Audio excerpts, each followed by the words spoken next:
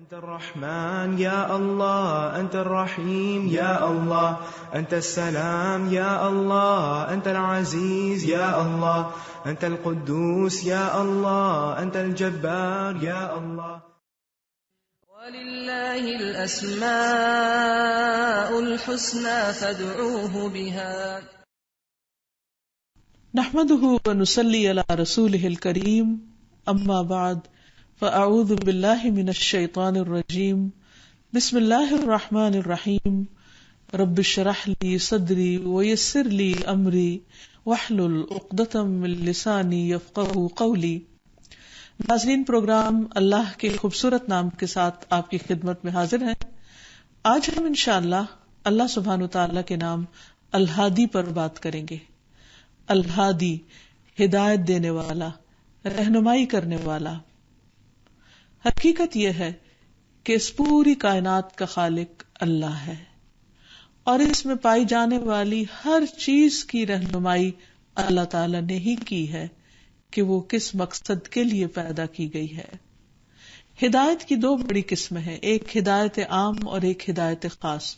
ہدایت عام کا مطلب یہ ہے کہ دنیا میں جتنی بھی چیزیں ہیں، خواہ وہ انسان ہیں، حیوان ہیں، جمادات ہیں، نباتات ہیں، تمام کی تمام چیزیں، اور پھر وہ جو ہمیں نظر نہیں آتی، خواہ جنات ہیں یا فرشتے ہیں، ان سب کو اللہ سبحانہ تعالیٰ نے ہی پیدا کیا اور پھر انہیں بتایا کہ وہ کس کام کے لیے پیدا ہوئے ہیں. کسی چیز کو بھی نہیں چھوڑا. مثلا سورج اللہ سبحانہ تعالیٰ نے پیدا کیا اور اسے کس طرف کو چلنا ہے، کہاں سے طلوع ہونا ہے، کہاں غروب ہونا ہے، کب طلوع ہونا ہے، کب غروب ہونا ہے. ستارے، ان کی رفتار کیا ہوگی، کس ڈائریکشن پہ چلیں گے، کتنی تیزی سے چلیں گے. پھر اسی طرح چاند، کب نکلنا ہے، کب غروب ہونا ہے، اور اس کی مختلف اللہ تعالیٰ نے جو شکلیں بنائی اور اس کی منزلیں مقرر کی، یہ سب کچھ اللہ تعالیٰ ہی کی دی ہوئی رہنمائی کے تحت کام کر رہے ہیں. پھر زمینی مخلوق میں آپ دیکھیے کہ ہر چیز کو اللہ تعالیٰ نے ایک مخصوص ساخت کے ساتھ پیدا کیا اور پھر اس کی رہنمائی کی کہ اسے کرنا کیا ہے. آج تک انسان یہ نہیں جان سکا کہ زمین کے اوپر پائے جانے والے تمام کیڑے مکوڑوں کا اصل مقصد کیا ہے، وہ کیوں بنائے گئے ہیں. مسلسل تحقیقات جاری ہیں، غور و فکر کیا جا رہا ہے، لیکن اس کے باوجود انسان کا علم بہت ادھورا ہے.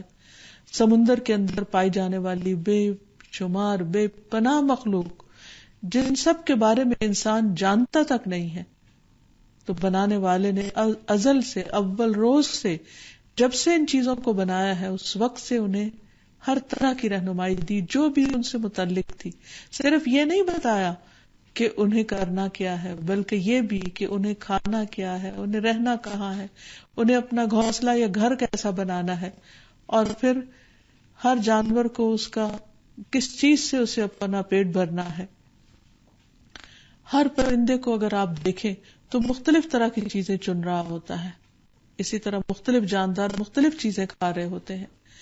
یہ سب رہنمائی اللہ سبحانہ تعالیٰ ہی کی دی ہوئی ہے. مکھی کو اڑنے کا طریقہ، مچھر کو اڑنے کا طریقہ بھی اللہ تعالیٰ نے سکھایا ہے. شہد کی مکھی کو کس طرح رس چوسنا ہے اور کس طرح اس سے شہد تیار کرنا اور کس پھول پر بیٹھنا ہے اور کس پر نہیں بیٹھنا، یہ ساری اللہ سبحانہ تعالیٰ ہی کی دی ہوئی رہنمائی ہے. اسی طرح اس ہدایت عام میں خود ہمارا اپنا جسم بھی ہے، جس کی تخلیق اللہ تعالیٰ نے کی، اور پھر جسم کے ایک ایک عضو کو، ایک ایک ہمارے حصے کو، باڈی پارٹ کو یہ بتایا کہ وہ کیا کرے گا. دل کو کیسے کام کرنا ہے، انسان نے تو اپنے دل کو نہیں سکھایا کہ کیسے خون پمپ کرنا ہے. اسی طرح دماغ کو کس طرح سوچنا ہے، آنکھ کو کیسے دیکھنا ہے، کان کو کیسے سننا ہے، پاؤں کو کیسے چلنا ہے. یہ سب کچھ اللہ سبحانہ وتعالی ہی کی دی ہوئی ہدایت سے ہو رہا ہے. اگر انسان ان کے رول کو تبدیل بھی کرنا چاہے تو کر نہیں سکتا. مثلا اگر کوئی یہ چاہے کہ اس کی آنکھیں دیکھنے کے ساتھ ساتھ سننے کا کام بھی کرنا شروع کر دیں تو انسان ان کے عمل کو نہیں بدل سکتا. تو یہ اصل میں اللہ تعالیٰ ہی ہے جس نے آتا کل شیء خلقہ اس کو ایک ساخت دی، ثم ہدا، پھر اس کو ہدایت دی، اس کی رہنمائی کی. اور یہ ہدایت ہر ایک کے لیے ہے، چاہے کوئی فرما بردار ہے یا نافرمان ہے. لیکن حیرت کی بات یہ ہے کہ کائنات میں جتنی بھی چیزیں ہیں وہ ساری اللہ تعالیٰ ہی کی دی ہوئی ہدایت کے مطابق کام کر رہی ہیں. اسی وجہ سے ہم دیکھتے ہیں کہ کروڑوں اربوں خربوں کی تعداد میں ستارے اور سیارے ہیں آسمان پر، اور وہ پرسکون طریقے سے اپنی اپنی چال چل رہے ہیں، اپنے اپنے فلک میں تیر رہے ہیں، اور ان کے درمیان ٹکراؤ نہیں ہے. اسی لیے دنیا کا یہ نظام چل رہا ہے. اسی طرح باقی تمام مخلوقات کے اندر. پھر دوسری ہے ہدایت خاص جو اللہ تعالیٰ اپنے مومن بندوں کو دیتا ہے، کہ جس کے ساتھ وہ اپنی زندگی کا مقصد پورا کرتے ہیں، ہدایت کے راستوں پر چلتے ہیں، اللہ تعالیٰ کی پسند کے کام کرتے ہیں، اور اس میں ان کی عبادت کے مختلف طریقے بھی ان کو بتائے گئے ہیں، کہ جیسے نماز کیسے پڑھنی، روزہ کیسے رکھنا، حج اور زکوٰۃ کیسے دینا ہے. یہ تمام چیزیں اللہ تعالیٰ نے انسانوں کو، اپنے بندوں کو خاص طور پر سکھائی ہے. پھر یہ جو ہدایت ہے، یعنی ہدایت خاص، اس کے دو حصے ہیں.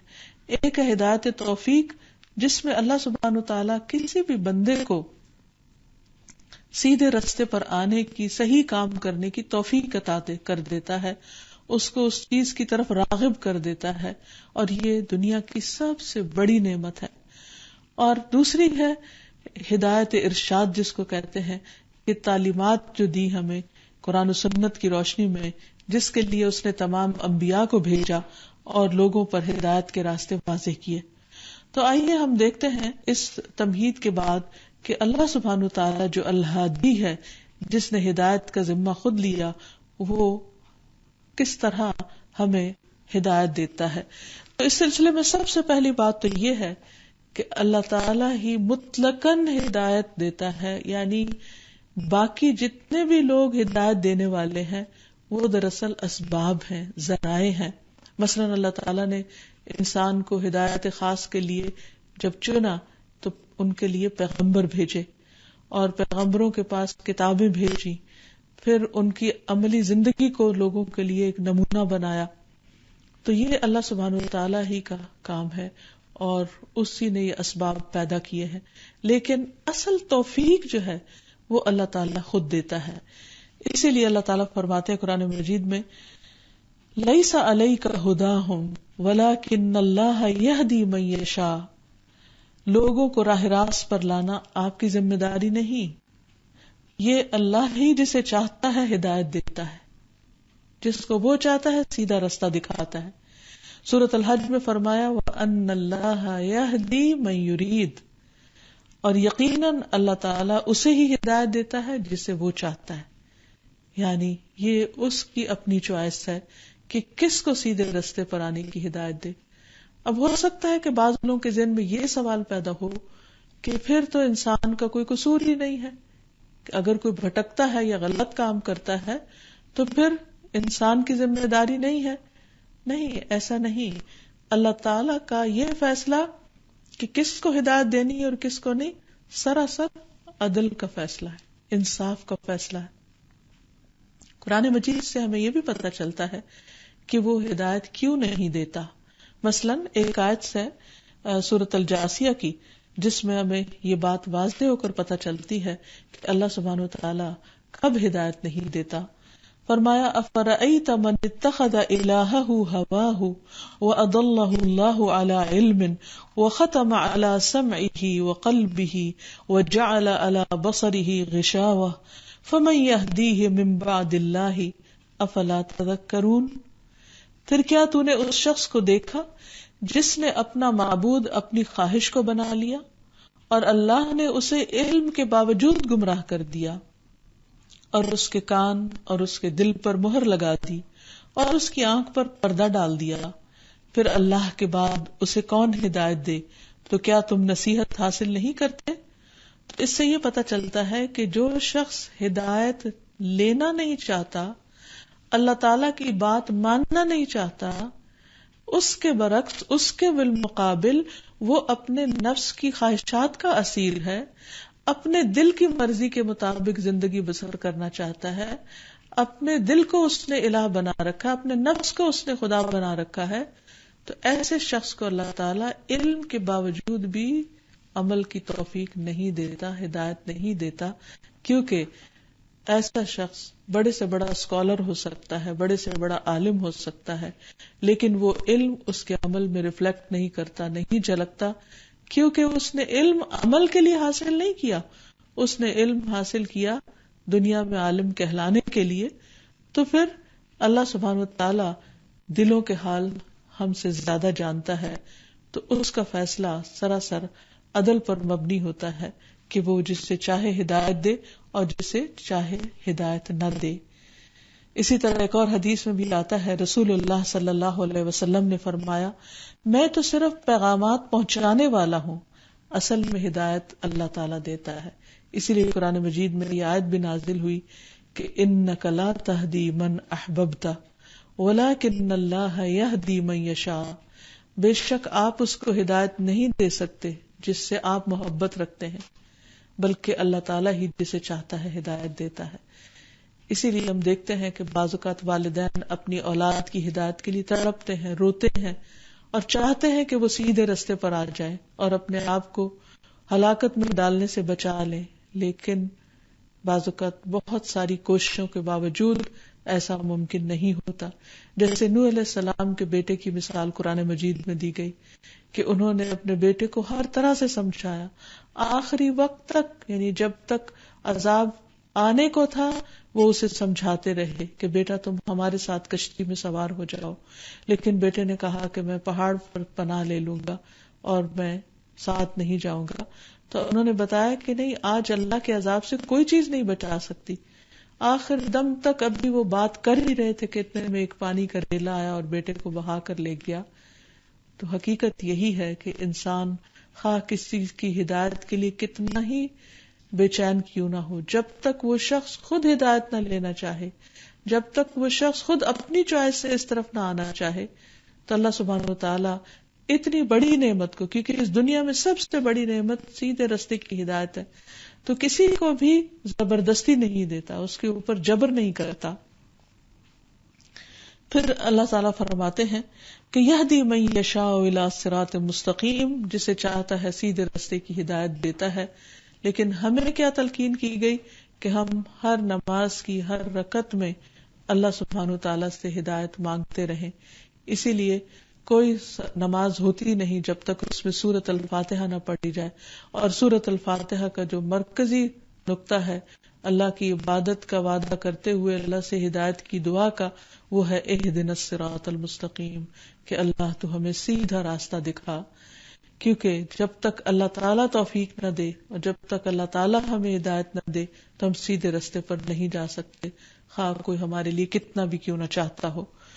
پھر اسی طرح ایک اور جگہ پر آتا ہے کہ حق کی طرف ہدایت دینے والا بھی اللہ ہے.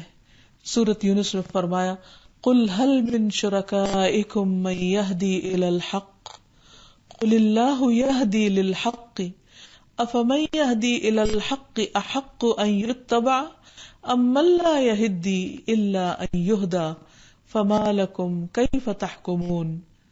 آپ ان سے پوچھئے، تمہارے شریکوں میں کوئی ایسا بھی ہے جو حق کی طرف رہنمائی کر سکے؟ یعنی اللہ کے علاوہ کوئی اور ایسا ہے جو حق کی راہ دکھائے؟ آپ کہیے اللہ ہی حق کی طرف رہنمائی کرتا ہے.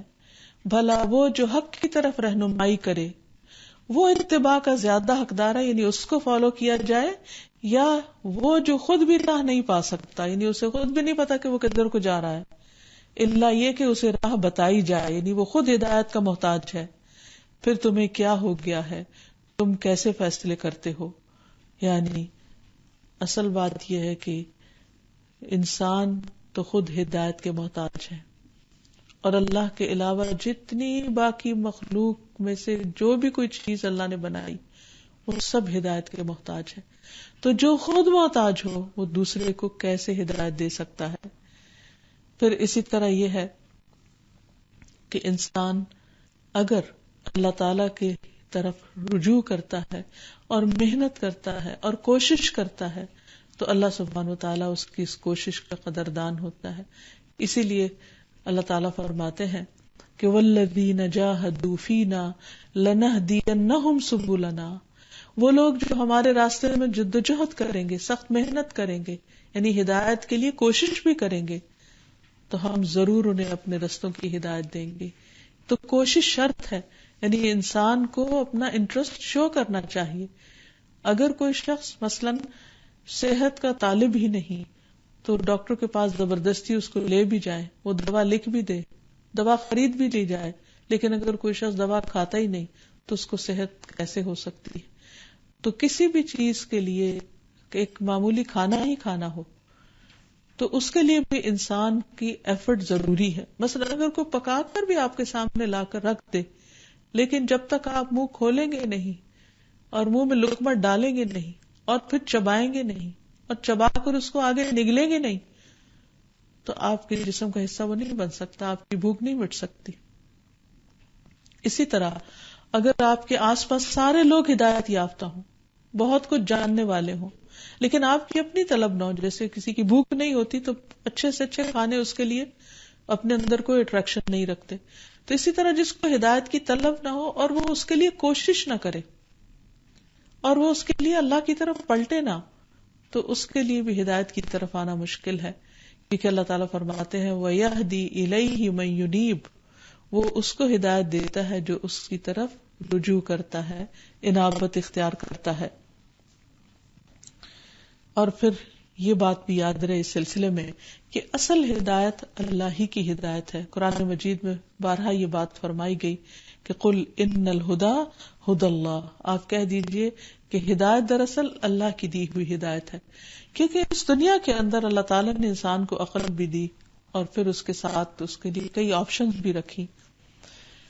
تو بعض اوقات انسان کے سامنے بہت سے راستے ہوتے ہیں، اس کا نفس کچھ چاہتا ہے، اس کی عقل کچھ کہتی ہے، لوگ اسے کچھ اور کہتے ہیں، شیطان کچھ اور طرح کے وسوسے ڈالتا ہے اور اللہ سبحانہ وتعالیٰ کا راستہ کچھ اور ہے. ایسے میں پھر صحیح راستے کا انتخاب کرنا یہ بہت ضروری ہے تاکہ انسان صحیح منزل تک پہنچ سکے. یعنی ہدایت کا مطلب بھی یہی ہے کہ صحیح منزل تک یا منزل تک پہنچنے کے لیے کسی کی مہربانی کے ساتھ رہنمائی کرنا، اس کو وہ راہ دکھا دینا اور وہاں تک پہنچا دینا. تو اللہ سبحانہ وتعالیٰ نے جو راہ ہمیں اپنے پیغمبروں کے ذریعے دکھائی، ہمیں اس راہ کا انتخاب کرنا ہے اگر ہم واقعی ہدایت چاہتے ہیں. اللہ تعالیٰ تو ہادی ہے، وہ تو دینے کو تیار ہے، لیکن ہم کیا چاہتے ہیں اور اس میں سے ان ساری آپشنز میں سے کیا واقعی ہم اس چیز کو ہدایت سمجھتے ہیں جو اللہ کی طرف سے آئی ہے، یا اپنی خواہش نفس کو ہدایت سمجھتے ہیں، یا لوگوں کی باتوں یا عقل یا لاجک کو ہدایت سمجھتے ہیں کہ اس کے ذریعے کوئی بات ہمیں بتائی جائے. تو اس لیے ہمیں ہدایت کا جو معیار ہے اور جس کو اصل میں ہدایت کہا جائے گا اس کا جاننا بھی بے حد ضروری ہے. ایک اور جگہ پر بھی یہی بات فرمائی کہ قل اندعو من دون اللہ ما لا ينفعنا ولا يضرنا ونرد على اعقابنا بعد اذ هدانا الله كالذي استهوته الشياطين في الارض حيران له اصحاب يدعونه الى الهدى ائتنا قل ان هدى الله هو الهدى وامرنا لنسلم لرب العالمين. کہہ دیجئے کیا ہم اللہ کے سوا اس کو پکارے جو نہ ہمیں نفع دے اور نہ ہمیں نقصان دے؟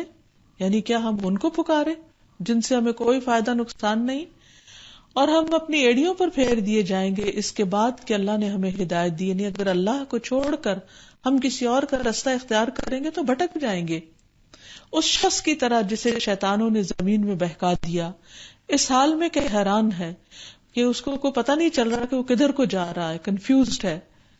اسی کے کچھ ساتھی ہیں جو اسے سیدھے راستے کی طرف بلا رہے ہیں کہ ہمارے پاس چلا. کہہ دو اصل ہدایت تو اللہ کی ہدایت ہے اور ہمیں حکم دیا گیا ہے کہ ہم جہانوں کے رب کے فرما بردار بن جائیں. یعنی انسان کا اپنے آپ کو ہدایت پر سمجھ لینا کافی نہیں. ہر انسان یہ سمجھتا ہے کہ جو کچھ وہ کر رہا ہے وہ ٹھیک ہے. بعض اوقات چور اور ڈاکو بھی اپنے غلط کام کو جسٹیفائی کر رہے ہوتے ہیں. ایک قاتل بھی بعض اوقات یہ کہتے ہیں کہ میں نے اگر کسی کو قتل کیا ہے تو اس کی یہ اور یہ وجہ ہے، اور اس کے نزدیک وہ وجہ درست ہوتی، حالانکہ حقیقت میں وجہ درست نہیں ہوتی، لیکن وہ اپنے خیال میں یا اپنے ذوق میں اس کو درست سمجھ رہا ہوتا ہے. اسی طرح بعض لوگ نماز نہیں پڑھتے اور وہ اپنے آپ کو بالکل جسٹیفائی کرتے ہیں اور درست سمجھتے ہیں. وہ کہتے ہیں ہاں ہم نے دیکھا نماز پڑھنے والے کیا کرتے. ٹھیک ہے، جو نماز پڑھنے والے غلط کام کرتے ہیں وہ غلط کرتے ہیں، لیکن وہ ان کا ایکشن ہے، اس میں نماز کا تو قصور نہیں، کیونکہ جو حقیقی نماز ہے وہ تو انسان کو برائیوں سے روکتی ہے. تو اگر کسی کی نماز اس سے برائی سے نہیں روک رہی تو ہو سکتا ہے اس کی نماز پڑھنے میں ہی کوئی خلل ہو، اس کا طریقہ درست نہ ہو یا نیت درست نہ ہو یا کوئی اور وجہ ہو، تو اللہ ہی بہتر جانتا ہے. تو کہنے کا مطلب یہ ہے کہ دنیا میں ہر شخص اپنے آپ کو درست سمجھتا ہے کہ آئی ایم رائٹ. بعض اوقات وہ زبان سے اظہار کرتا ہے اور بعض اوقات نہیں کرتا. تو یہ جو سیلف رائٹیسنس کا احساس ہوتا ہے انسان کو، یہ احساس نہیں ہونا چاہیے. ہمیشہ انسان کو اپنے آپ کو پرکھتے رہنا چاہیے کہ کیا میں وہ کام اسی طرح کر رہا ہوں جس طرح اللہ تعالیٰ نے کرنے کا حکم دیا، کیونکہ ہدایت کا معیار تو وہاں سے دے دیا گیا. ہدایت کا معیار ہمارے اندر نہیں رکھ دیا گیا کہ ہم فیصلہ کریں گے کیا صحیح ہے اور کیا غلط ہے، یا لوگ فیصلہ کریں گے. پوری دنیا کے لوگ بھی اگر کسی ایک بات پر متفق ہو جائیں کہ یہ ٹھیک ہے، لیکن اس کے مقابلے میں اللہ سبحانہ وتعالیٰ کی بات دوسری طرف، وہ دراصل ٹھیک ہے چاہے وہ ایک بات ہو. ایک اکیلا اللہ ہدایت دینے کے لیے کافی ہے. تو اس لیے ہمیشہ یہ یاد رہے کہ ہدایت دراصل اللہ ہی کی دی ہوئی ہدایت ہے، اور درست راستہ وہی ہے جس سے اللہ سبحانہ وتعالی درست قرار دے. اگر کسی اور راستے کو انسان درست سمجھ کر اس پر چل رہا ہے تو وہ اسے صحیح منزل تک پہنچانے والا نہیں ہے. اسی لیے قرآن مجید کی طرف رجوع کرنا اور اللہ تعالیٰ سے یہ پوچھنا کہ مجھے کیا کرنا چاہیے، یہ نہایت ضروری ہے. اسی طرح ایک حدیث سے بھی ہمیں یہ پتہ چلتا ہے کہ اللہ تعالیٰ واضح طور پر فرماتے ہیں کہ میں ہی ہدایت دیتا ہوں. حدیث قدسی کے الفاظ ہیں، یا عبادی کلکم ضال الا من ہدیتہ فاستہدونی اہدکم. اے میرے بندو تم سب گمراہ ہو سوائے اس کے جسے میں ہدایت دوں، پس تم مجھے سے ہدایت مانگو میں تمہیں ہدایت دوں گا. اور پھر باقی جو بھی ہدایت دینے والا ہے وہ دراصل اللہ سبحانہ وتعالیٰ کی طرف سے ایک ذریعہ ہے. جیسے کہ انبیاء، خود انبیاء کو بھی ہدایت اللہ سبحانہ وتعالیٰ نے ہی دی. جیسے ابراہیم علیہ السلام، وہ خود کہتے ہیں الذی خلقنی فہو یہدینی، کہ وہ جس نے مجھے پیدا کیا پھر وہی مجھے راستہ دکھاتا ہے. اپنی قوم سے جب وہ بیزار ہوئے تو اللہ کی طرف رجوع کیا، کہا وقال انی ذاہب الی ربی سیہدینی، کہ بے شک میں اپنے رب کی طرف جانے والا ہوں، یہ اس کی طرف رجوع کرنے والا ہوں، وہ مجھے ضرور راستہ دکھائے گا. ایک اور جگہ پر کہا الا الذی فطرنی فانہ سیہدینی، مگر وہ جس نے مجھے پیدا کیا ان قریب وہی مجھے راہ دکھائے گا. یعنی اصل ہدایت اس کے پاس ہے. اسی طرح موسیٰ علیہ السلام وہ بھی یہی سمجھتے تھے کہ اللہ تعالیٰ ہی ہدایت دینے والا ہے. کہا فرمایا قال کلا ان معی ربی سیہدینی، ہرگز نہیں، بے شک میرا رب میرے ساتھ ہے، ان قریب وہ مجھے ہدایت دے گا، وہ میری رہنمائی کرے گا کہ مجھے کیا کرنا چاہیے. اور تمام پیغمبروں نے یہی سمجھا کہ ہدایت دینے کے لیے اللہ کافی ہے. وَكَفَى بِرَبِّكَ هَادِيًا وَنَصِيرًا، اور آپ کا پروردگار رہنمائی کرنے اور مدد دینے کو کافی ہے، کیونکہ وہی دلوں میں ڈالتا ہے، وہی اسباب فراہم کرتا ہے، صرف اس کی طرف رجوع کرنے کی ضرورت ہے.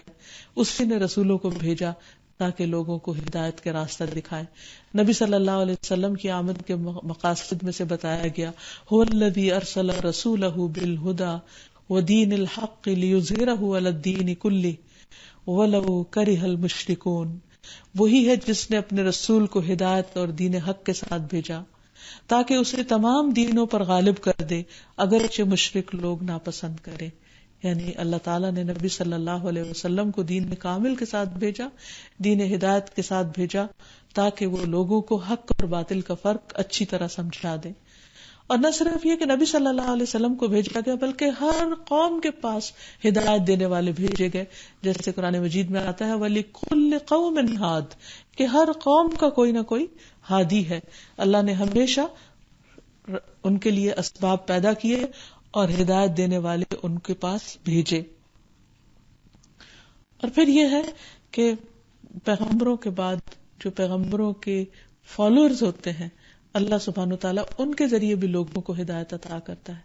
حضرت علی رضی اللہ تعالیٰ عنہ کو نبی صلی اللہ علیہ وسلم نے جب خیبر کے لیے بھیجا اور جھنڈا آپ کے ہاتھ میں دیا تو آپ نے فرمایا کہ اے علی، تمہارے ذریعے ایک شخص کا ہدایت پا جانا سرخ قیمتی اونٹوں سے زیادہ بہتر ہے. گویا بتایا ہی جا رہا تھا کہ اگر تم کسی کے سیدھے راستے پر آنے کا ذریعہ بنو گے تو یہ دنیا کی دولت سے کہیں زیادہ بہتر ہے. کیونکہ جب انسان میدان جنگ میں جا رہا ہوتا ہے تو بعض اوقات مال غنیمت کی طرف بھی خیال آ جاتا ہے کہ اگر مجھے کامیابی ہوگی تو دنیا کا یہ اور یہ فائدہ ہوگا، لیکن وہاں نبی صلی اللہ علیہ وسلم نے اپنے پیارے ساتھیوں کا رخ آخرت کی طرف موڑ دیا اور وہاں کے اجر و ثواب کو زیادہ بڑا بتایا کہ تم اگر کسی کی ہدایت کا ذریعہ بنو گے تو وہ دنیا کے مال غنیمت سے کہیں زیادہ ہوگا فائدہ مند. پھر اسی طرح اللہ تعالیٰ نے ہدایت کے لیے کتابیں بھیجی. قرآن مجید میں آتا ہے طاسین تلک آیات القرآن و کتاب مبین ہدی و بشری للمؤمنین. طاسین یہ قرآن اور وضاحت کرنے والی کتاب کی آیات ہیں، مومنوں کے لیے ہدایت اور بشارت ہے. قرآن مجید کھلتے ہی جو سورۃ البقرہ کی پہلی آیات میں اس میں بھی کتاب کے بھیجے جانے کا یہی مقصد بتایا گیا.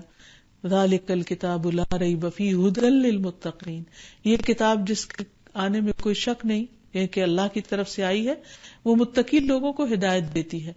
ایک اور جگہ پر فرمایا ھدی للناس، لوگوں کی ہدایت کا ذریعہ ہے. فرمایا شہر رمضان الذی انزل فیہ القرآن ھدی للناس وبینات من الھدی والفرقان. رمضان کا مہینہ وہ ہے جس میں قرآن اتارا گیا جو لوگوں کے لیے سراسر ہدایت ہے اور ہدایت کی اور حق و باطل میں فرق کرنے کی واضح دلیلیں ہیں، یعنی قرآن ذریعہ ہدایت ہے. پھر اسی طرح جنات نے جب نبی صلی اللہ علیہ وسلم سے قرآن مجید سنا تھا تو سنتے ہی انہوں نے اندازہ کر لیا کہ یہ کتاب حق کی طرف ہدایت دینے والی ہے. سورۃ الاحقاف میں آتا ہے قالوا یا قومنا انا سمعنا کتابا انزل من بعد موسیٰ مصدقا لما بین یدیہ یہدی الی الحق و الی طریق مستقیم. کہنے لگے اے ہماری قوم، ہم نے ایسی کتاب سنی ہے جو موسیٰ کے بعد نازل ہوئی ہے، وہ اپنے سے پہلے کتابوں کی تصدیق کرتی ہے، حق کی طرف اور سیدھی راہ کی طرف رہنمائی کرتی ہے. تو گویا قرآن مجید ہدایت کا سرچشمہ ہے. رسول اللہ صلی اللہ علیہ وسلم نے فرمایا آگاہ رہو اے لوگو، میں ایک انسان ہی ہوں، قریب ہے کہ میرے رب کا بھیجا ہوا میرے پاس آئے تو میں اسے قبول کر لوں. اور میں تم میں دو بھاری چیزیں چھوڑ کر جا رہا ہوں. ان میں سے پہلی اللہ کی کتاب ہے جس میں ہدایت اور نور ہے، تو تم اللہ کی اس کتاب کو پکڑے رکھو اور اس کے ساتھ مضبوطی سے جڑے رہو.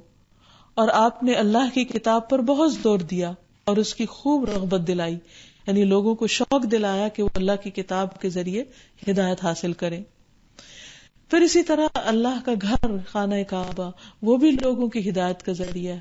اور عام طور پر دیکھنے آیا کہ جو لوگ حج یا عمرے کے لیے جاتے ہیں ان کے دل کی دنیا بدل جاتی ہے. فرمایا ان اول بیت وضع للناس للذی ببکۃ مبارکا وہدی للعالمین. بلا شبہ سب سے پہلا گھر جو لوگوں کے لیے تعمیر کیا گیا وہ وہی ہے جو مکہ میں واقع ہے. اس گھر کو برکت دی گئی تمام جہانوں والوں کے لیے اور تمام جہان والوں کے لیے مرکز ہدایت بنایا گیا. تو یہ ایک حقیقت ہے کہ اللہ سبحانہ وتعالی اپنے بندوں کو ہدایت دیتا ہے، لیکن کن کو جو ہدایت چاہتے ہوں اس کے لیے اسباب تو موجود ہیں. اللہ کا گھر موجود ہے، انسان وہاں جا کر دعائیں کر سکتا ہے، اللہ کی کتاب موجود ہے، دن رات اس کو پڑھ کر ہدایت لے سکتا ہے، ہدایت دینے والے لوگ موجود ہیں، انبیاء کی سیرتیں موجود ہیں، نبی صلی اللہ علیہ وسلم کی سنت محفوظ ہے. تو جو ہدایت لینا چاہے اس کے لیے وسائل کی کمی نہیں، صرف ضرورت ہے کوشش کی، محنت کی. کیونکہ اللہ تعالیٰ ان لوگوں کو ہدایت دیتا ہے جو ایمان لاتے ہیں، جو اللہ تعالیٰ پر یقین رکھتے ہیں اور ہدایت لینا چاہتے ہیں. اور پھر اللہ تعالیٰ صرف ہدایت نہیں دیتے بلکہ ان کو ہدایت میں ترقی بھی دیتے چلے جاتے ہیں. یعنی ہدایت کا پروسیس ایسا نہیں کہ ایک دفعہ راستہ مل گیا اور بس وہیں رک گئے، نہیں، اس میں انسان پھر ایک ایک سٹیپ کر کے اوپر بڑھتا چلا جاتا ہے. اللہ تعالیٰ فرماتے ہیں والذین اہتدوا زادہم ھدی وآتاہم تقواہم، جن لوگوں نے ہدایت پائی ہے اللہ ان کو اور زیادہ ہدایت دیتا ہے، یعنی ان کو ہدایت میں بڑھاتا چلا جاتا ہے کیونکہ انہیں ہدایت سے محبت ہے، اور ان کو ان کا تقوی بھی عطا کرتا ہے. یعنی صرف ہدایت نہیں ملتی بلکہ تقوی بھی ملتا ہے. ایک اور جگہ پر فرمایا وَيَزِيدُ اللَّهُ الَّذِينَ اهْتَدَوْا هُدًى، اور اللہ ان لوگوں کو جنہوں نے ہدایت پائی ہدایت میں زیادہ کر دیتا ہے. پھر اسی طرح اللہ تعالیٰ ان لوگوں کو جو اس کی طرف رجوع کرتے ہیں ان کو ہدایت دیتا ہے، لیکن کن کو ہدایت نہیں دیتا؟ جو رب کا انکار کر دے، جس نے ان کے لیے ہدایت کا انتظام کیا، جو ایمان نہ لائیں، جو سیدھے رستے پر نہ چلیں، اور جو اس کی نشانیاں دیکھ کر بھی نہ مانے. جیسے ابراہیم علیہ السلام اور نمرود کے درمیان جو مکالمہ ہوا تو نمرود نے ساری نشانیاں دیکھ لی لیکن بالآخر انکار کر دیا. سورۃ البقرہ میں آتا ہے کیا تو نے اس شخص کو نہیں دیکھا جس نے ابراہیم سے اس کے رب کے بارے میں جھگڑا کیا؟ اس لیے کہ اللہ نے اسے حکومت دی تھی. جب ابراہیم نے کہا کہ میرا رب وہ ہے جو زندگی بخشتا ہے اور موت دیتا ہے، اس نے کہا میں زندگی بخشتا ہوں اور موت دیتا ہوں. ابراہیم نے کہا پھر اللہ تو سورج کو مشرق سے لاتا ہے، پس تو اسے مغرب سے لے آ. تو وہ جس نے کفر کیا تھا حیرت میں پڑ گیا، حیرت زدہ رہ گیا، اور اللہ ظالم لوگوں کو ہدایت نہیں دیتا. یعنی اسے بات سمجھ آ گئی تھی لیکن ضد اور تکبر نے اس کو روک دیا، اور لاجواب ہونے کے باوجود بھی اس نے بات نہیں مانی. اسی طرح جو کفر کرے یعنی انکار کر دے، ہدایت نہ لینا چاہے، اس کو بھی ہدایت نہیں ملتی. فرمایا واللہ لا یہدی القوم الکافرین، اللہ کافر قوم کو ہدایت نہیں دیتا. پھر اسی طرح جو شخص ایمان لا کر پھر کفر اختیار کرے اور اس کو ایک کھیل بنا لے، اللہ تعالیٰ اس کو بھی ہدایت نہیں دیتا. فرمایا کیف یہدی اللہ قوما کفروا بعد ایمانہم وشہدوا ان الرسول حق وجاءہم البینات واللہ لا یہدی القوم الظالمین. اللہ ان لوگوں کو کیسے ہدایت دے گا جنہوں نے اپنے ایمان کے بعد کفر کیا، اس کے بعد کہ انہوں نے شہادت دی کہ یقیناً یہ رسول سچا ہے اور ان کے پاس واضح دلیلیں آ چکی، اور اللہ ظالم لوگوں کو ہدایت نہیں دیتا. پھر اسی طرح وہ لوگ جو ہدایت کی کتاب رکھنے کے باوجود اس کی طرف رجوع نہیں کرتے، ان کو بھی ہدایت نہیں دیتا، جیسے بنی اسرائیل کے ساتھ ہوا. فرمایا مثل الذین حملوا التوراۃ ثم لم يحملوها كمثل الحمار يحمل اسفارا، کہ ان لوگوں کی مثال جنہیں تورات کا حامل بنایا گیا، یعنی انہیں کتاب دی گئی، تختیوں پر لکھ کر دی گئی، پھر انہوں نے یہ بوجھ نہ اٹھایا، یعنی اس کو پڑھ کے نہ دیا، سمجھ کے نہ دیا، اس میں غور و فکر نہیں کیا. ان کی مثال اس گدھے کی سی ہے جو کتابیں اٹھائے ہوئے ہو. اور اس سے بھی بری مثال ان لوگوں کی ہے جنہوں نے اللہ کی آیات کو جھٹلا دیا، اور اللہ ظالم لوگوں کو ہدایت نہیں دیتا. اسی طرح جو ٹیڑھا ہو جائے اور ہدایت لینا نہ چاہے، اکڑے بگڑے، اللہ تعالیٰ اس کو بھی ہدایت نہیں دیتا.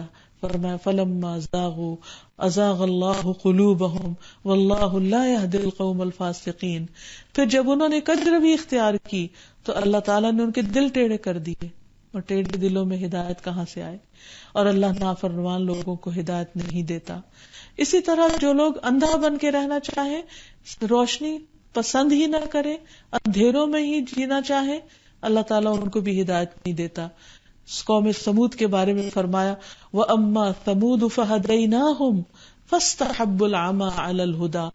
سمود کو ہم نے ہدایت دی تھی لیکن انہوں نے اندھا رہنے کو، گمراہی کو پسند کیا ہدایت کے مقابلے میں. ان کی چوائس ہی نہیں تھی ہدایت، انہوں نے گمراہی کو چوز کیا تو اللہ نے ان کو اسی طرف ڈال دیا. پھر اسی طرح اللہ تعالیٰ حد سے بڑھنے والے جھوٹے انسان کو بھی ہدایت نہیں دیتا. ان اللہ لا یہدی من هو مسرف کذاب. پھر ناشکرے انسان کو ہدایت نہیں دیتا. ان اللہ لا یہدی من هو کاذب کفار. بے شک اللہ اس کو ہدایت نہیں دیتا جو جھوٹا ہو، سخت ناشکرا ہو. پھر اسی طرح آخرت کے مقابلے میں جو دنیا کی زندگی کو ترجیح دے اس کو بھی ہدایت نہیں ملتی، کیونکہ اس کا مرکز اور فوکس اور گول ہی کچھ اور ہے. ذالک بأنہ مستحب الحیاۃ الدنیا علی الآخرہ وَأَنَّ اللَّهَ لَا يَهْدِي الْقَوْمَ الْكَافِرِينَ. یہ اس لیے کہ بے شک انہوں نے دنیا کی زندگی کو آخرت کے مقابلے میں محبوب رکھا، اس لیے کہ بے شک اللہ کافر لوگوں کو ہدایت نہیں دیتا. اسی طرح جو لوگ حق کے معاملے میں جھگڑا کریں ان کو بھی اللہ ہدایت نہیں دیتا. تو اللہ سبحانہ وتعالیٰ تو الہادی ہے، لیکن ہمارا فرض بنتا ہے کہ ہم اپنے اندر وہ صفات پیدا کریں کہ جن سے اللہ تعالیٰ ہدایت دیتا ہے. اللہ تعالیٰ فرماتے ہیں وَمَن يُؤْمِن بِاللَّهِ يَهْدِ قَلْبَهُ، جو اللہ پر ایمان لائے گا اللہ تعالیٰ اس کو ہدایت عطا کرے گا. پھر اسی طرح ایمان کی تکمیل والے کام کرنا ضروری ہے تاکہ اللہ تعالیٰ ہدایت دیتا رہے. مثلا اللہ تعالیٰ کی وحی پر یقین رکھنا، اللہ تعالیٰ نے جن چیزوں پر ایمان لانے کو کہا ہے ان چیزوں پر ایمان لانا، پھر اللہ اور اس کے رسول صلی اللہ علیہ وسلم سے ہر چیز سے بڑھ کر محبت کرنا.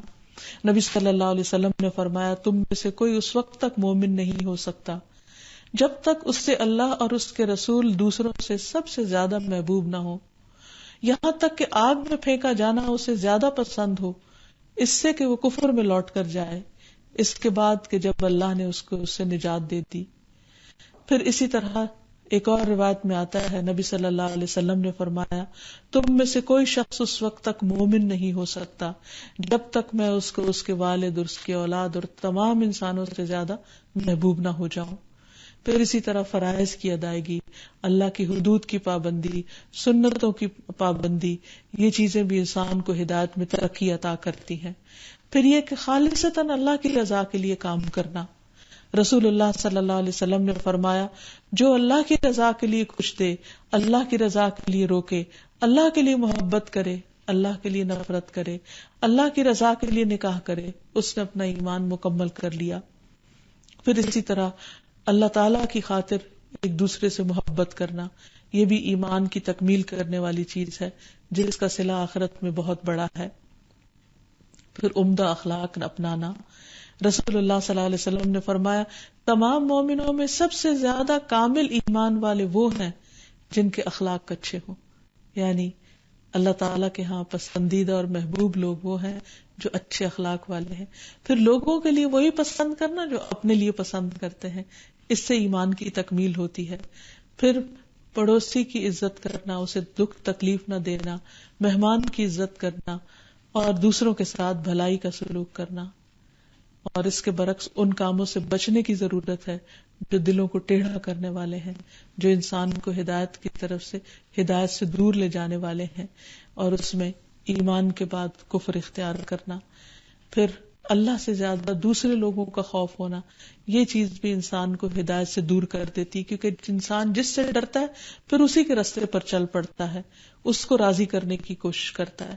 پھر اسی طرح فرائض سے غفلت برتنے سے بھی انسانوں کے دلوں پر سیاہ نقطہ لگ جاتا ہے اور ہدایت کے راستے مفقود ہوتے چلے جاتے ہیں، جیسے فرض نماز چھوڑ دینا یا جمعہ چھوڑ دینا. عبداللہ بن عمر بیان کرتے ہیں کہ انہوں نے رسول اللہ صلی اللہ علیہ وسلم کو منبر کی سیڑھیوں پر فرماتے ہوئے سنا لوگ جمعہ کی نماز چھوڑنے سے باز آ جائیں ورنہ اللہ تعالیٰ ان کے دلوں پر مہر لگا دے گا، پھر وہ غافلوں میں سے ہو جائیں گے. اسی طرح بلا عذر نماز چھوڑ دینا، اس سے بھی انسان سستی کی وجہ سے جب چھوڑ دیتا ہے تو اس کے دل پر مہر لگ جاتی، پھر نماز پڑھنے کی خواہش نہیں رہتی. پھر اسی طرح نیکی کے کاموں میں سستی، پیچھے رہنا، اور پھر قرآن میں غور و فکر نہ کرنا، علم سے دوری اور علم کی مجلسوں سے کوئی دلچسپی کا نہ ہونا. پھر آیات سے نصیحت حاصل نہ کرنا، یعنی قرآن تو پڑھنا لیکن صرف ایک رٹے ہوئے انداز میں پڑھتے چلے جانا اور کچھ بھی غور و فکر نہ کرنا، تدبر نہ کرنا، اس سے کوئی نصیحت نہ لینا. پھر اسی طرح گناہ کرنا، کیونکہ گناہ جو ہے اللہ کی نافرمانی کے جو بھی کوئی کام ہے وہ سب انسان کے دل کو مردہ کر دیتے ہیں، اور جب انسان کا دل مردہ ہو جاتا ہے تو پھر اس کے اندر نیکی کی رغبت نہیں رہتی، صحیح راستے پر چلنا اس کو بہت ہی مشکل لگتا ہے. پھر کئی گناہ ایسے ہوتے ہیں کہ جن کی وجہ سے انسان کا دل ٹیڑھا ہو جاتا ہے، اور جب دل ٹیڑھا ہو جاتا ہے تو ہدایت کی بات اس میں نہیں آتی.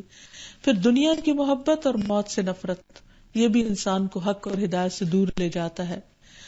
رسول اللہ صلی اللہ علیہ وسلم نے فرمایا، قریب ہے کہ تم پر دنیا کی اقوام چڑھ آئیں گی جیسے کھانے والوں کو کھانے کے پیالے پر دعوت دی جاتی ہے۔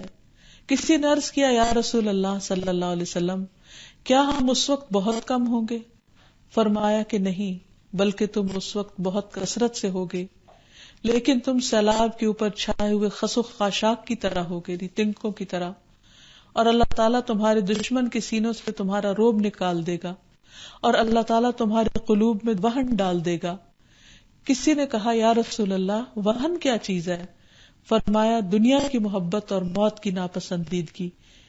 تو جب دنیا کی محبت زیادہ ہو جائے اور آخرت کی فکر نہ ہو تو ایسی صورت میں انسان ہدایت سے بہت دور ہو جاتا ہے، دل سخت ہو جاتے ہیں۔ جھوٹ بولنے کی وجہ سے بھی انسان کے اندر نفاق پیدا ہو جاتا ہے، اور جب نفاق پیدا ہو جاتا ہے تو پھر ہدایت کی بات اچھی نہیں لگتی۔ تو اس ساری بات کا خلاصہ یہ ہے کہ ہدایت اللہ کے ہاتھ میں ہے، جسے چاہتا ہے عطا کرتا ہے، لیکن اللہ تعالیٰ ان لوگوں کے لیے چاہتا ہے کہ جو ہدایت کو پسند کرے۔ ہدایت اللہ تعالیٰ کی سب سے بڑی نعمت ہے، اور یہ انہی کو دیتا ہے جو اس نعمت کے قدردان ہو۔ تو اللہ تعالیٰ سے ہمیں دعا بھی کرنی چاہیے اور کوشش بھی کرنی چاہیے، اور دعا میں خاص طور پر جب نماز کے اندر ہم اہدنا الصراط المستقیم کہیں تو پوری توجہ اور شوق کے ساتھ کہیں، کیونکہ ایک نماز سے دوسری نماز کے بیچ میں کئی ایسی چیزیں پیش آ جاتی ہیں کہ انسان کنفیوژن کا شکار ہو جاتا ہے کہ صحیح کیا ہے اور غلط کیا ہے، مجھے کیا کرنا چاہیے اور کیا نہیں کرنا چاہیے۔ اسی طرح وتر کی نماز میں جو دعا سکھائی گئی، اللہم اہدنی فیمن ہدیت، اس کو بھی پڑھنا چاہیے۔ پھر اسی طرح دل کے ٹیڑھا ہونے سے بچنے کی دعا کرنی چاہیے جو قرآن مجید میں سکھائی گئی ہے، ربنا لا تزغ قلوبنا بعد اذ ہدیتنا وہب لنا من لدنک رحمہ انک انت الوہاب۔ اے ہمارے رب، ہمارے دل ٹیڑھے نہ کر اس کے بعد کہ تو نے ہمیں ہدایت دی، اور ہمیں اپنے پاس سے رحمت عطا فرما، بے شک تو ہی بے حد عطا کرنے والا ہے۔ پھر اسی طرح ہدایت کے ملنے پر شکر گزار ہونا، کہ اللہ تعالیٰ کا شکر ہے کہ وہ ہمیں اپنی راہ پر چلا رہا ہے، اس پر شرمندہ نہ ہونا۔ پھر ایک اور دعا ہے، اللہم انی اسألک الہدی والتقی والعفاف والغنی، اے اللہ میں تجھ سے ہدایت، تقوی، پاک دامنی اور غنا مانگتا ہوں۔ اسی طرح حضرت علی رضی اللہ تعالیٰ عنہ سے روایت ہے کہ رسول اللہ صلی اللہ علیہ وسلم نے مجھے فرمایا کہ یہ دعا مانگا کرو، اللہم اہدنی وسددنی، اے اللہ مجھے ہدایت عطا فرما اور سیدھا رکھ۔ اور ہدایت کے وقت اپنے راستے کی ہدایت اور سیدھے کرنے کی دعا کے وقت تیر کے سیدھا ہونے کو پیش نظر رکھو، یعنی بالکل سیدھا، یعنی انسان امیجن کرے کہ وہ بالکل سیدھے راستے پر چل رہا ہے۔ اور پھر اللہ تعالیٰ سے ہدایت پر ثابت قدمی کی دعا کہ یا مقلب القلوب ثبت قلبی علی دینک۔ اسی طرح دوسروں کی ہدایت کی دعا کرنا، جیسے نبی صلی اللہ علیہ وسلم نے حضرت ابو ہریرہ کی والدہ کے لیے ہدایت کی دعا کی۔ جابر رضی اللہ عنہ سے مروی ہے کہ نبی صلی اللہ علیہ وسلم نے قبیلہ ثقیف کے لیے دعا فرمائی، اللہم اہد ثقیفہ، اے اللہ قبیلہ ثقیف کو ہدایت عطا فرما۔ اسی طرح نبی صلی اللہ علیہ وسلم نے معاویہ رضی اللہ عنہ کے بارے میں فرمایا، اللہم اجعلہ ہادیا مہدیا واہدہ واہد بہ، اے اللہ اس کو ہادی اور ہدایت یافتہ بنا دے اور اس کو ہدایت دے اور اس کے ذریعے دوسروں کی رہنمائی فرما۔ تو اللہ تعالیٰ سے دعا ہے کہ وہ ہمیں اپنی ہدایت سے محروم نہ رکھے اور ہمیں اس راہ پر ثابت قدمی عطا فرمائے۔ وآخر دعوانا ان الحمد للہ رب العالمین۔ أنت القاهر يا الله، أنت الحسيب يا الله، أنت الشافي يا الله، أنت المبين يا الله، أنت الوكيل يا الله، أنت القيوم يا الله، أنت المتين يا الله، أنت السبوح يا الله، لا إله إلا الله محمد رسول الله، لا إله إلا الله محمد رسول الله۔